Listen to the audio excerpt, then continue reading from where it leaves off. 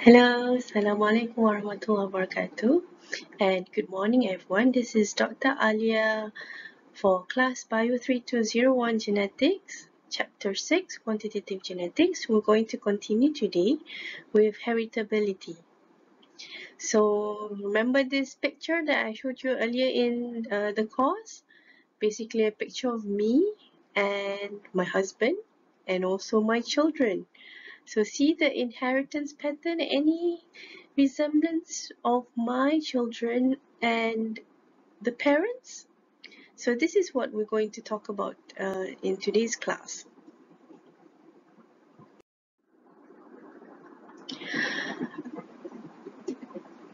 So all traits of biological organisms are influenced by genetics and the environment.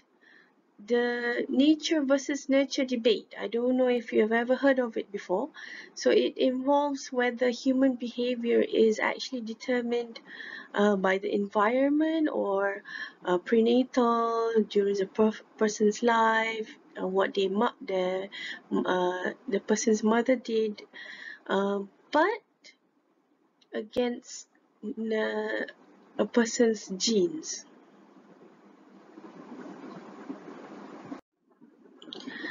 In quantitative genetics, the phenotypic variance or value for a specific individual is the result of genetic factors and environmental factors. So the sum of these factors in a population contributes to the variance or phenotypic variance of that population. Thus, the total, just based on this, the total phenotypic variance can be represented by this formula. So we have VT, which is the total variance or phenotypic variance, which is the amount of variation that is in the phenotypic level, equals to, we have VG, which is variance due to genetic variation, plus VE, which is the relative amount of variance due to environmental factors. Let's expand on this. Okay, let's say, imagine there are 10 cows grazing on a pasture or at the meadows. Okay, and all these cows, they are actually clones of each other. Clones. Maybe I should use C here. Okay, I'll use C. So they're actually clones of each other. So when I say clones, they're exactly the same genetically. So these cows, if you milk them, the milk yield will vary, even though they're clones. So how much it varies would be the variance, in terms of the variance, would be total variance or phenotypic variance. So is the milk yield of a cow genetic? So there are genes that are involved in milk production, yeah, but is the milk yield among the cows heritable? Wouldn't be, would it? Because if you think about it, the cows are clones.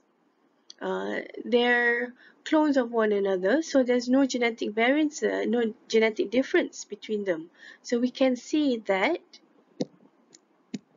VG is actually 0. Okay, there's no genetic variation among them, they're clones. So if you would want to look at the milk yield, it would be because of the environment. So the phenotypic variance is actually based on the environment.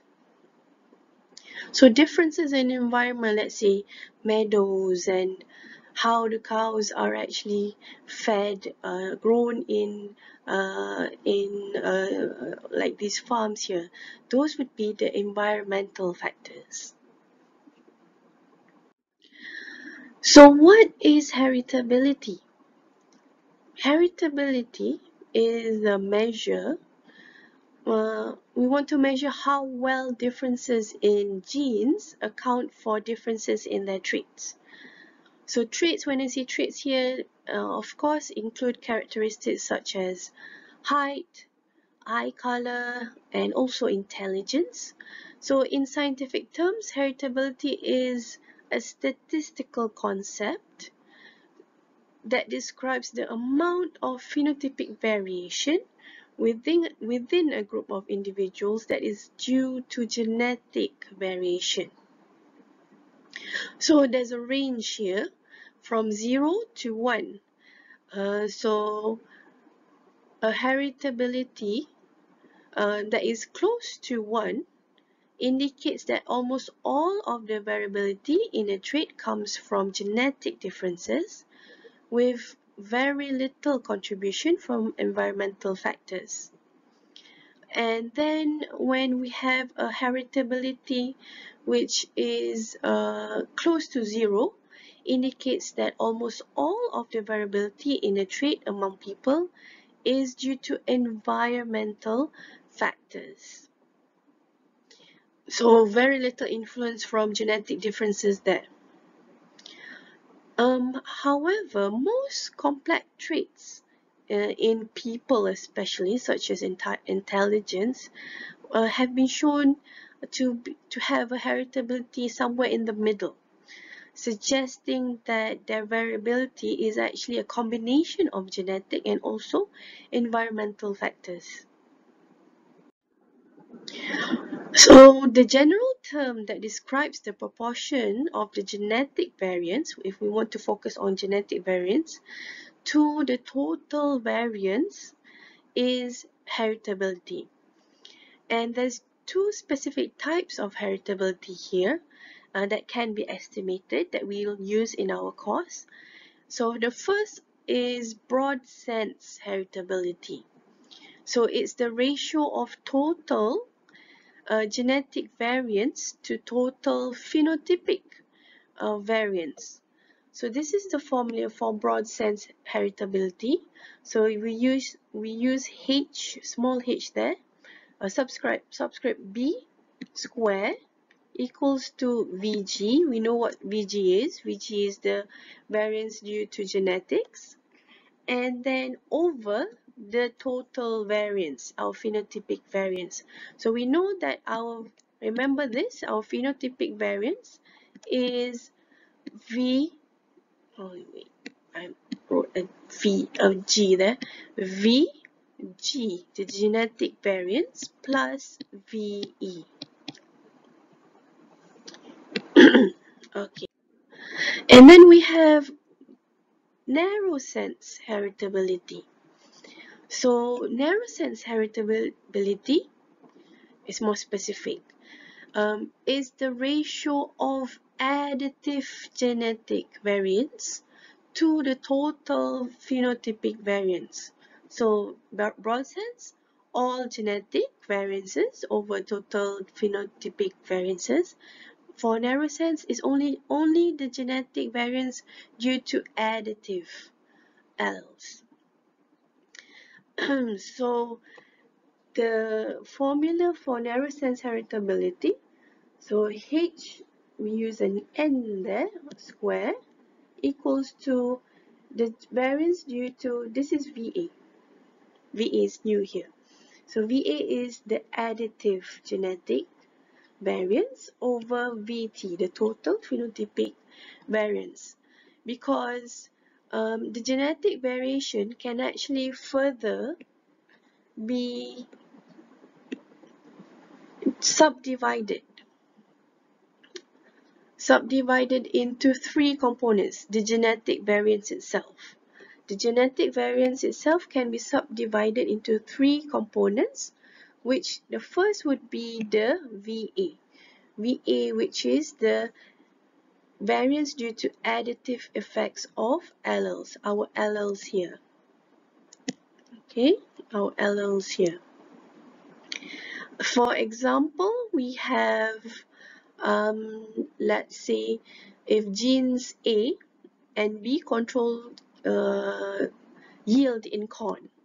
So because it's basically due to many genes, we're talking about quantitative genetics here, and each allele contribute differently to the yield in the following manner. So let's say we have an A, let me get my pen, we have an A, B, B genotype. And so let's say we say that for A it's 4, for big A it's 4, for big B is 6, big B is 6. So the additive genotypic variance would actually be an additive. You add that. Okay, so it would be 20. You can actually add them up. That's what it means by the additive effect of alleles. And then, so let's say if you have, is there any more space? So if I have A, big A, small a, big B, small b. So since we said big A is a 4, small a is, so it's only just 2, big B is a 6, and small b is a 3. So we just add those up, the effect of each of the alleles. So that would be, how much is that? 4 plus 2 plus 6 plus 3. That would be 15. Okay, so that is additive effect of alleles. And then we also have VD. So it's the variance due to alleles that follow the dominant recessive pattern. So we also should include the dominance and the recessive patterns when we look at inheritance. And then we have VI. So VI is the variance due to the effect of alleles that interact in an epistatic manner. So if that is available, if that is present, inheritance through to epistasis. However, most times when we analyze quantitative traits, mostly we just focus on this VA, on these additive alleles, and we don't actually consider the VD and also VI. It's a bit harder to actually consider. So that's why for narrow sense heritability, it is VA, the additive effects of alleles, over the total variance. So that's broad sense heritability and narrow sense heritability. Another use of heritability is to determine how a population will respond to selection. So typically parents with the phenotypic value of interest would be selected from a base population. It's basically selection breeding. So the parents are crossed and a new population would be developed, and we can actually calculate the response to the selection using this formula. So if you notice here, I'll let this finish coming out. Okay, so if you notice here, we use HN. This is narrow sense heritability. So we actually can change this into a realized heritability with R over S, where R is the response in the offspring to selection, and S is the selection differential in the parents. So the selection differential is the difference of the base population mean and the mean of the selected parents, and the selection response is how much gain you make when mating the selected parents. So the narrow sense heritability here is, as you remember, is a genetic component that is contributed by the additive genetic variance. So it can be converted into this here, down here. Let's look at an example. So let's say we have a population of fruit flies with the average bristle number, or in both genders, as 37.5. It's 37.5. And then in this population, some individuals were chosen as parents, and these individuals had an average bristle number of 40. The offspring of the next generation, so the individuals were mated and produced offspring. So it was observed that the average bristle number of the offspring was 38.7. So we can actually calculate the selection to the response to selection using the given formula. So you have realized narrow sense heritability. So this is our values from the offspring of the next generation. Here, our selection response, R over S, which is the selection differential from the population of the parents here. So you get a value of 0.48 selection to response heritability. That's all for today.